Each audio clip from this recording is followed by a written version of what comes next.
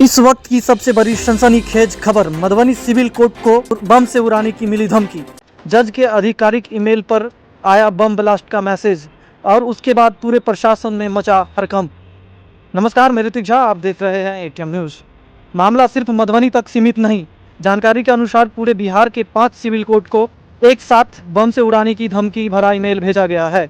धमकी मिलते ही प्रशासन पूरी तरह अलर्ट मूड में आ गया है। मधुबनी सिविल कोर्ट परिसर को चारों तरफ से घेर लिया गया है। स्थिति की गंभीरता को देखते हुए खुद मधुबनी एसपी कोर्ट परिसर पहुंचे।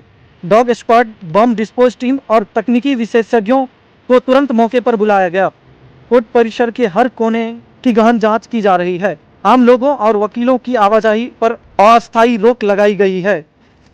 प्रशासन का साफ कहना है, किसी भी कीमत पर कानून व्यवस्था से खिलवाड़ बर्दाश्त नहीं किया जाएगा। फिलहाल किसी विस्फोटक की पुष्टि नहीं हुई है, लेकिन खतरे को देखते हुए प्रशासन कोई भी रिस्क लेने को तैयार नहीं। हर एंगल से जांच जारी है और दोषियों को बख्शा नहीं जाएगा। आगे वीडियो में देखिए किस तरह से पूरे मधुबनी प्रशासन जांच में जुटे हुए हैं।